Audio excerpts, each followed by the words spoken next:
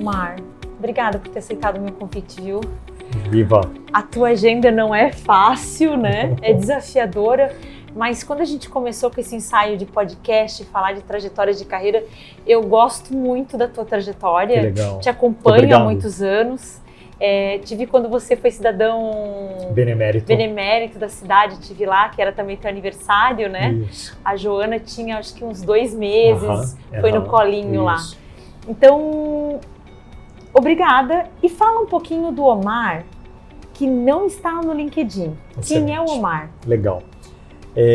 Eu sou um cara, eu acho que extremamente animado com a vida. Eu curto demais as pessoas. Eu acho que uma das coisas que eu mais gosto de fazer é tentar entender com quem é que eu me relaciono, né? Efetivamente um pouco da história, né? Trajetória, buscar entender efetivamente o que faz, o que já fez e buscar um link assim de aprendizado, né? E não só aprender, mas com as pessoas tentar deixar e passar, transmitir uma mensagem, né? Eu acho que num processo de troca, de interação. Eu acho que um dos grandes pilares do Omar está muito conectado às pessoas, efetivamente. Depois eu acho que o segundo pilar que eu posso te trazer, assim, eu sou um cara muito curioso, né? Eu gosto de buscar estudar, de pesquisar, de viajar, de transitar.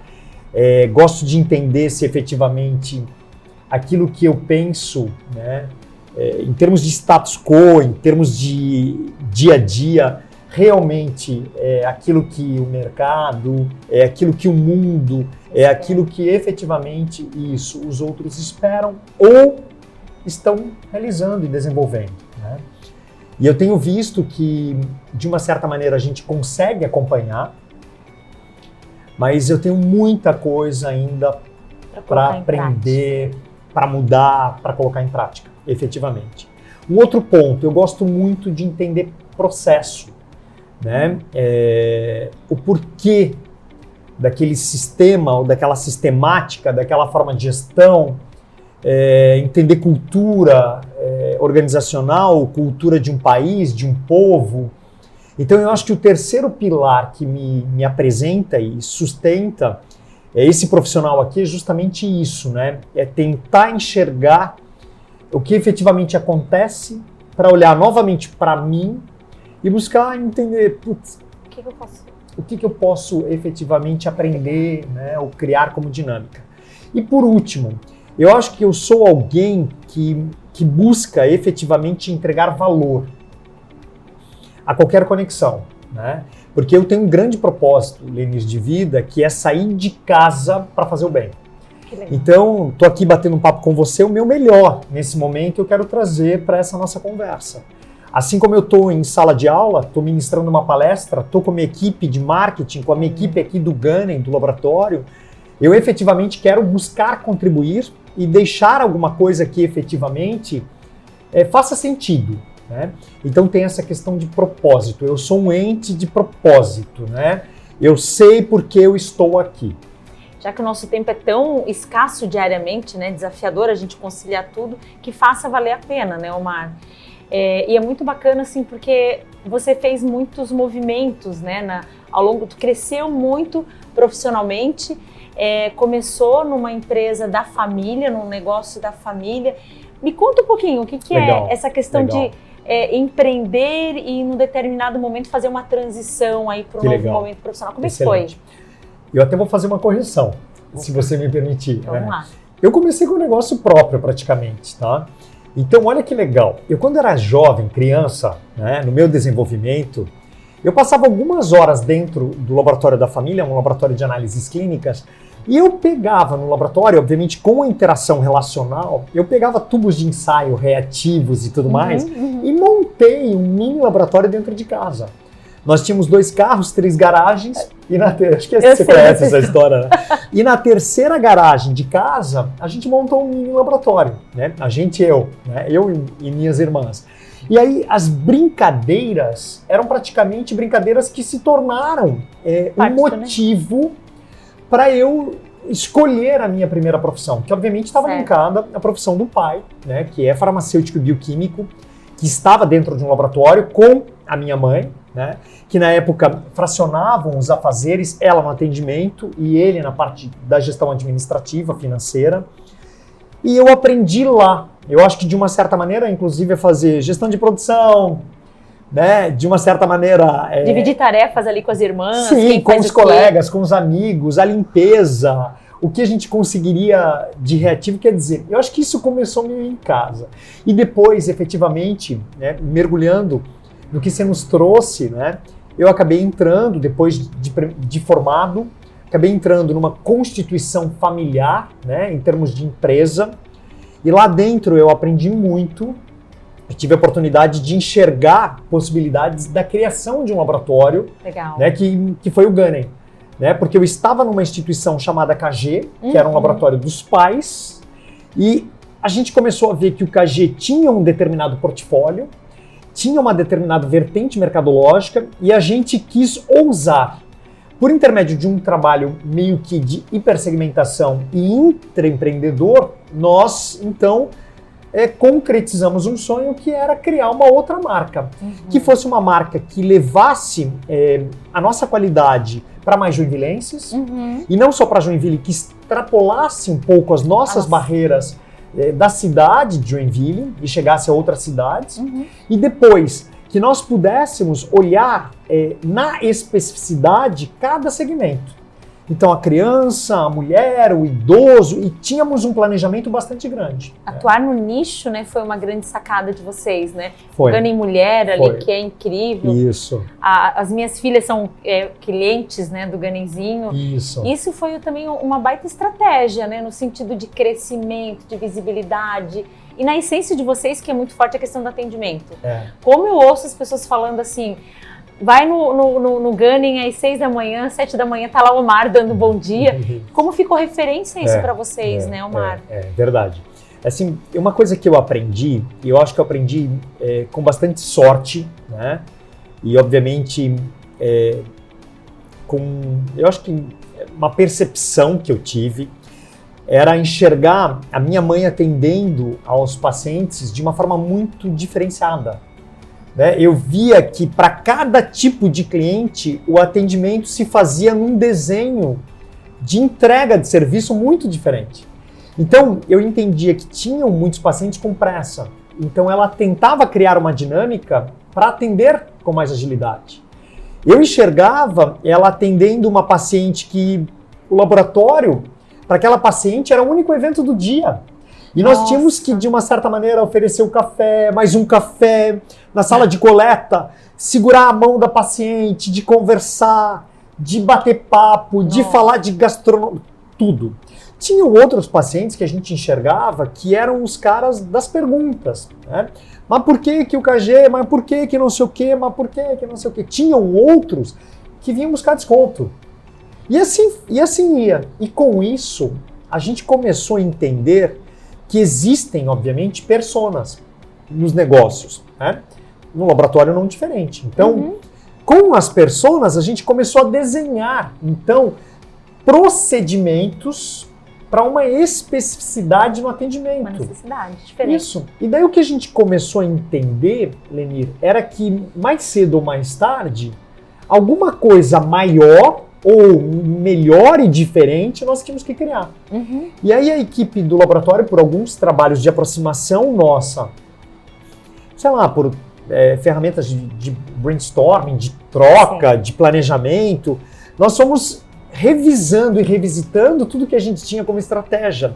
Desde o momento em que a gente abriu o KG lá em 72, né? E aí a gente começou a ver que a gente poderia cenarizar o modelo de entrega por intermédio de unidades específicas. E isso era uma roupagem muito dos filhos, tanto da Monique, né, minha irmã e sócia, e minha com a equipe, e muito menos dos meus pais, porque eles acreditavam no modelo que estava dando muito certo na história do KG. Perfeito.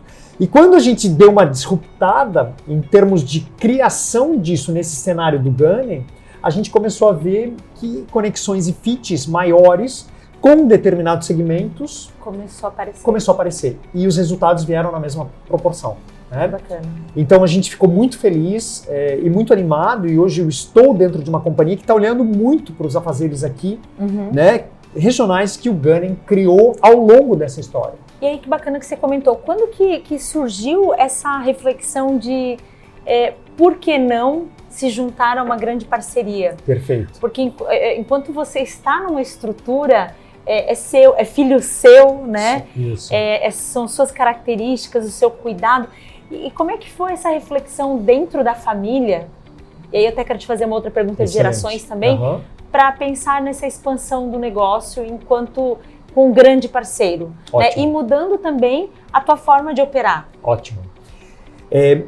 O Gunning estava praticamente com 10 anos, no momento em que nós, Monique e eu, tivemos a oportunidade de sentar e com muita transparência, com muita franqueza, a gente olhou para frente e tentou, sem a equipe que nos ajudava nos aconselhamentos internos, a gente começou a pontuar alguns cenários futuros que nos vertiam a uma estratégia de conexão com alguém maior, com alguém competente, com alguém disruptivo, né?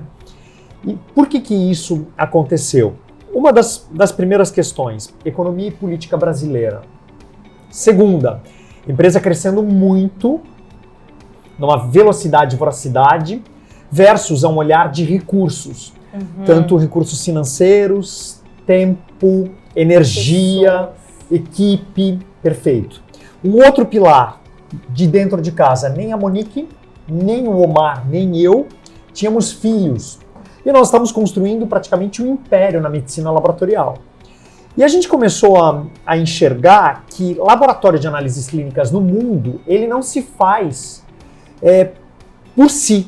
Ele tem sempre na composição um exame de imagem, uma vacina, uma combinação, um exame de anatomia patológica, em um único lugar, né? Num conceito do one-stop shop, praticamente. E nós precisaríamos, Lenir, além de trabalhar com as análises clínicas, buscar conhecer e estudar novos mercados, para que nós pudéssemos complementar efetivamente a gestão laboratorial. E não que nós não teríamos competência, mas, de novo, o recurso, nesse empacotamento todo aí de também 4 características: energia, tempo, recurso, pessoas, competência, né? Então a gente começou a ver e dizer, putz, olha isso.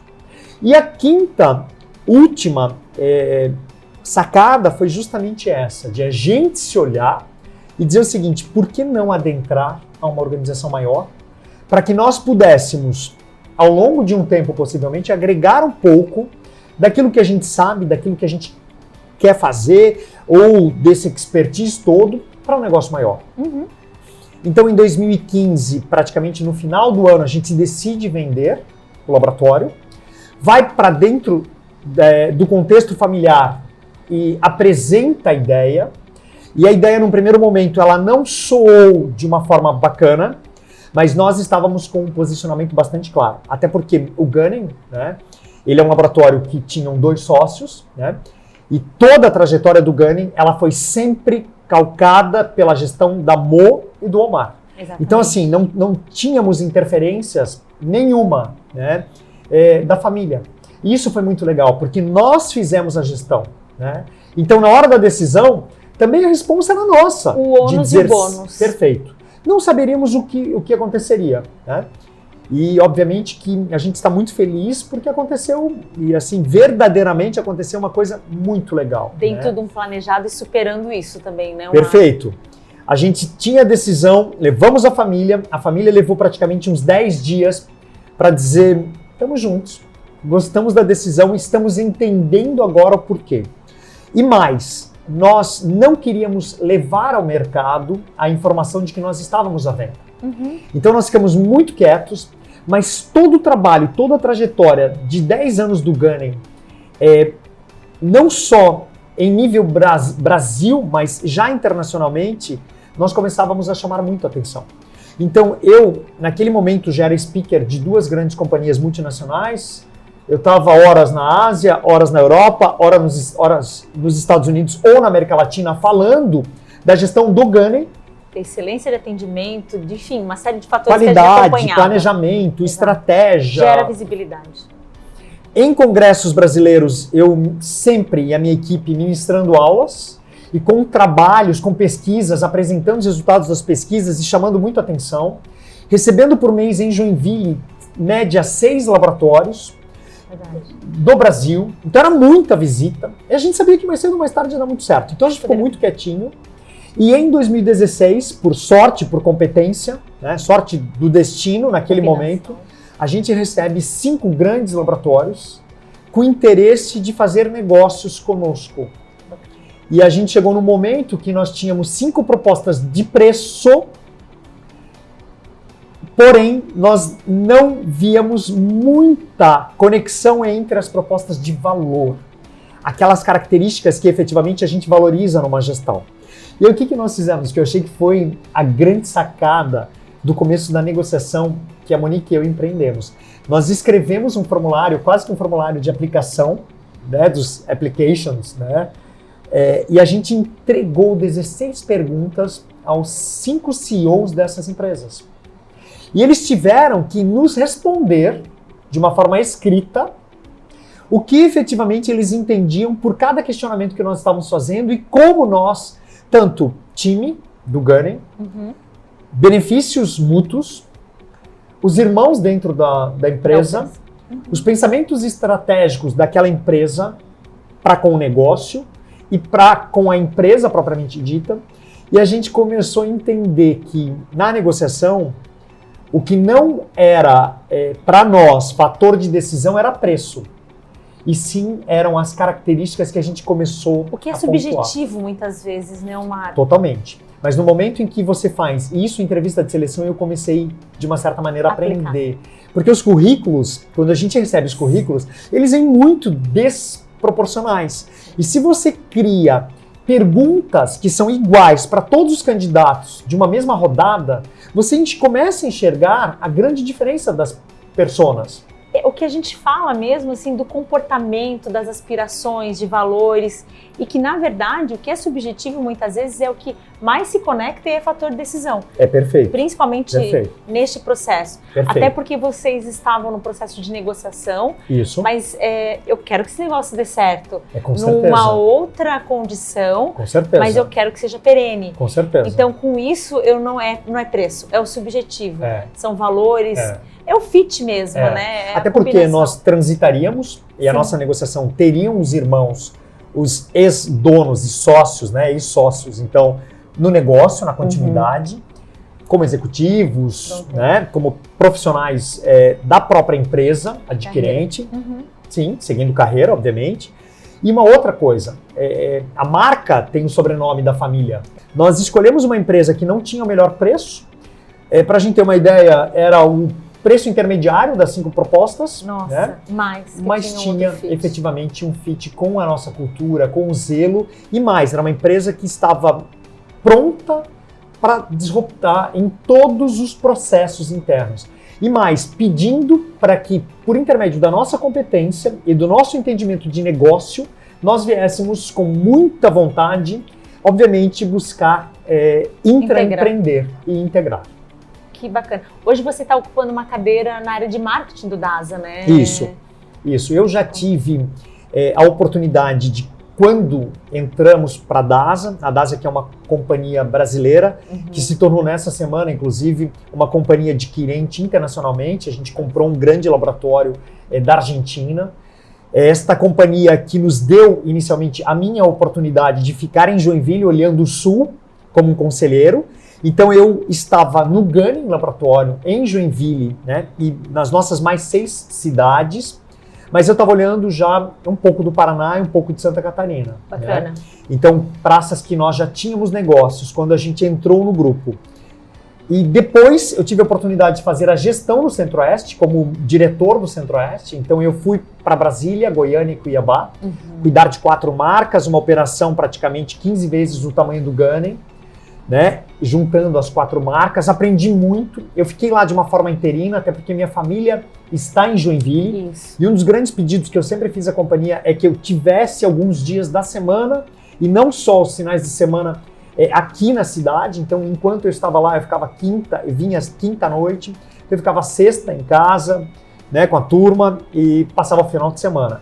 E depois, quando de uma certa maneira a gente contratou o diretor para cuidar do Centro-Oeste, a empresa me fez alguns convites. E um dos convites que eu achei muito interessantes foi o marketing, porque eu nunca trabalhei com marketing. Mas é a tua essência, né? Eu curto, né, porque o marketing está muito ligado à estratégia. Tá. Eu enxergava no marketing muita possibilidade de nós levarmos planejamento e acompanhamento de OBZ, que nós até então não tínhamos isso muito claro, muito definido. Então eu entrei com uma roupagem muito de ajudar a montar esse planejamento e conduzir ao longo de 19, que é o primeiro ano que aí eu consegui exercitar, né? Então um acompanhamento de todo o nosso ABZ e de todas as entregas, entendendo se efetivamente a gente tem resultado com as nossas ações. E tá muito legal porque eu tô olhando para praticamente 39 marcas ao longo de 13 estados no Brasil, 39 marcas de privados, então marcas privadas, assim como o Gunning, eu tenho mais 38 no portfólio. Eu tenho mais uma marca B2B, que eu atendo a 4.500 laboratórios por dia.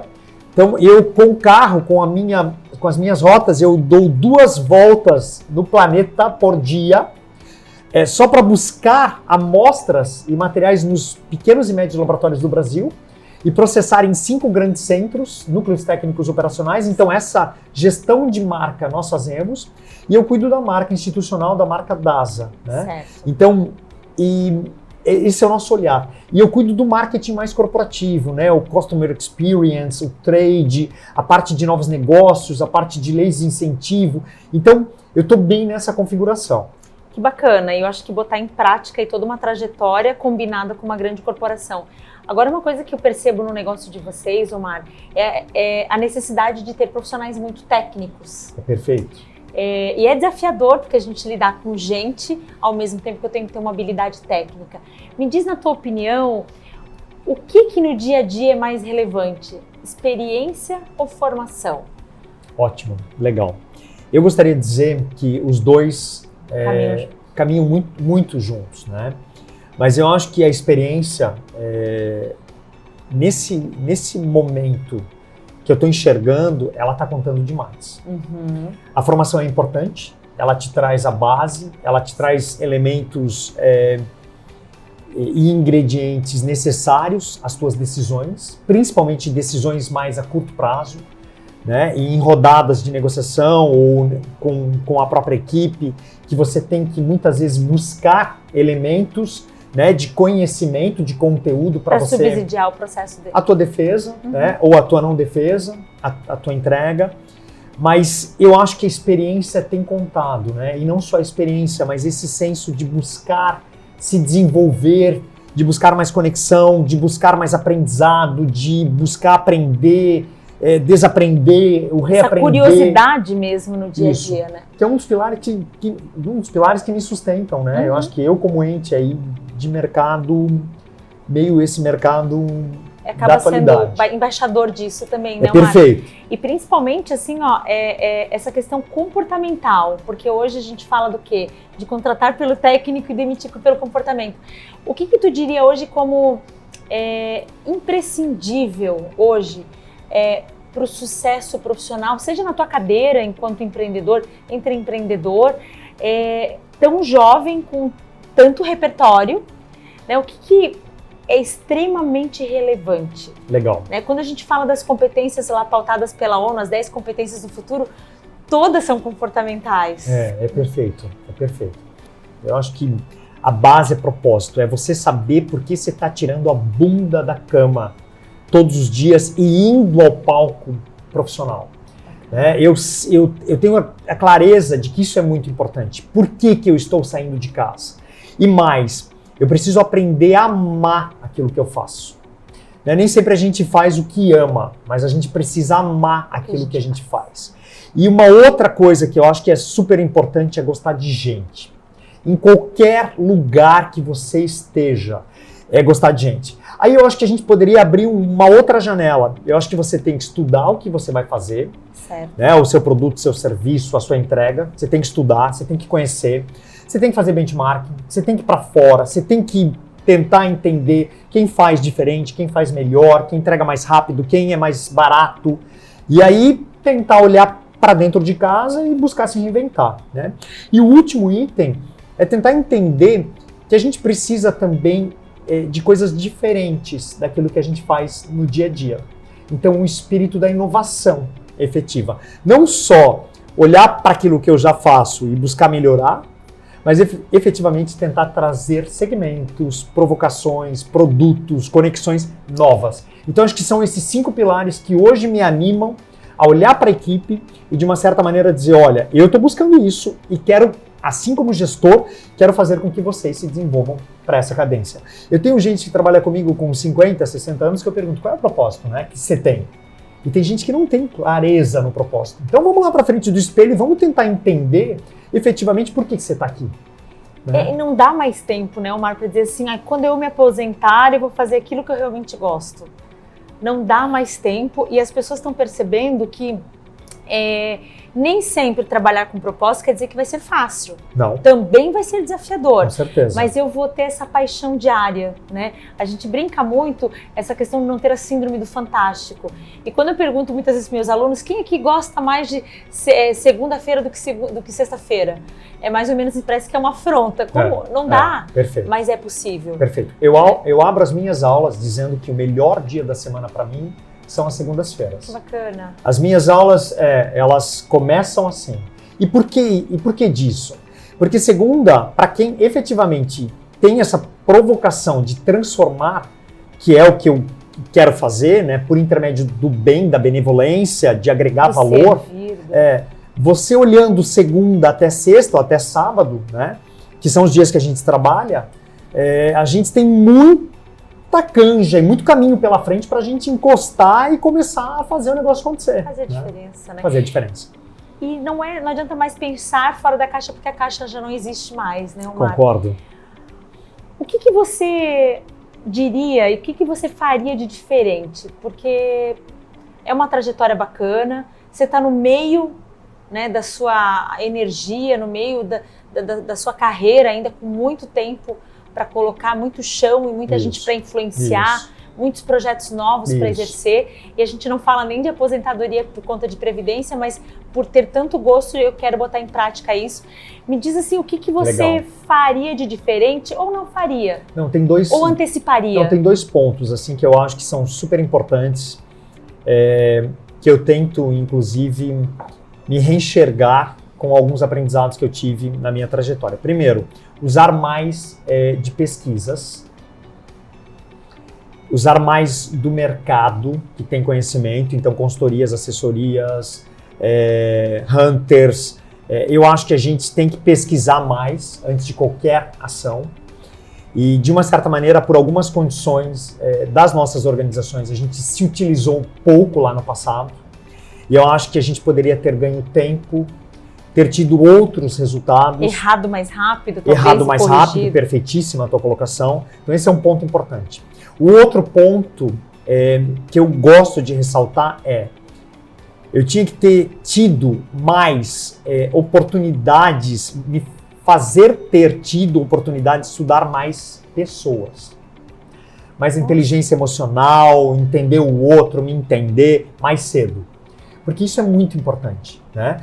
E quando eu me entendo, quando eu sei que eu vou ter que lidar com o meu medo, com o meu receio, com a minha angústia, com a minha raiva, com a minha tristeza, eu consigo me controlar. Depois, quando eu sei que eu preciso conhecer os outros e ajudar os outros, e mais, buscar ter automotivação, eu com certeza teria acertado mais também. Né? Porque eu acho que a gente tecnicamente tem que estudar muito. Sim. Tem que ter a operação, tem que conhecer a operação, tem que ter esse conteúdo. Mas se eu tivesse tido a oportunidade lá atrás de entender mais que a gestão de gente, a minha gestão é tão importante quanto a técnica e a operação, eu acho que eu seria um cara com mais resultado. Que bacana. Omar, eu não sei se eu já te contei, mas quando a LN Consulting nasceu, ela nasceu só para fazer processos de aconselhamento de carreira, processos de coaching. Ali em 2015, eu estava num momento pessoal muito sensível, né? Na época, minha mãe doente, eu grávida, e eu disse, eu quero ficar aqui quietinha. E eu lembro que 20 dias depois você me procurou para fazer aquele processo, né? Isso. Que a gente fez juntos, e eu pensei, mas eu não sei se eu quero continuar nesse papel de headhunter, né? E pensei em declinar, nunca te contei isso. Não. E eu lembro que você falou assim, não, Lenine, mas a gente tinha conversado lá atrás, eu queria fazer esse processo agora, eu preciso da tua ajuda. E dali eu não parei mais, né? E então, assim, você tem muito a ver com a história da LN nesses 4 anos. Então, eu realmente fico muito feliz. Bacana, não sabia. Não sabia, né? Eu conto essa história, mas eu não conto quem também. Agora eu tô contando para quem é de fato. Que bacana. Então, você já esteve aqui no nosso espaço já, e a nossa parceria começou de uma forma muito sólida, né? Isso. É muito bacana, e essa relação para mim é muito importante mesmo. Isso. Então, eu realmente quero te agradecer. Que bom. Saiba que muita gente que vai te ouvir certamente vai se inspirar mais, vai perceber a importância de que nem tudo é tão linear, nem tudo tá tão claro, de que muitas vezes a gente tem que dar passos e passos que eu não vou ter 100% de certeza, mas que eu tenho que me organizar, me preparar, me planejar e ter coragem. Perfeito. Né? Olhando para trás, logicamente que a gente sempre tenta fazer melhor, fazer mais. Isso. Mas eu acredito assim, que a tua história, a tua trajetória já inspira. Legal. Obrigado. E aí tem espaço para inspirar ainda mais. Legal. Né? E volta a dar aula, Omar. Pois é. Como as pessoas sentem falta de ti. Legal. Porque as tuas aulas são incríveis, Legal. né? Eu sei de muitos alunos aí que já passaram por sala de aula. Lógico que tem um momento agora com o Theo aí, o Regis empreendendo aí, tem uma série de desafios também. Em casa a gente está numa transformação, né? Tudo novo, tudo novidade. Eu estou muito fora, né? Hoje eu tenho feito média 18 voos mês, né? Tem gente que brinca que eu estou voando mais que piloto de avião. Tá? Mas é isso. É o momento, né? Eu até quero fechar, se você me permitir, com uma mensagem, que é uma mensagem de Mac McCormack, ele que é um incentivador de jogos norte-americanos, que eu utilizo há praticamente 23 anos, desde que eu efetivamente assumi a postura de um ente profissional de mercado, que diz justamente o seguinte: a grande vantagem de se realizar algo que nos apaixona é que os sacrifícios parecem pequenos, as dificuldades menores, porém, continuaremos sempre dispostos a insistir, mesmo quando os outros já pararam para descansar. Que legal. Legal, né? Que legal. Você é aquela pessoa que não espera o sábado e domingo para ser feliz. É verdade. São 7 dias da semana. É verdade. Né? Obrigada, Omar. Legal. Gratidão, Obrigada viu? Mesmo. Bacana. Obrigada. Sucesso.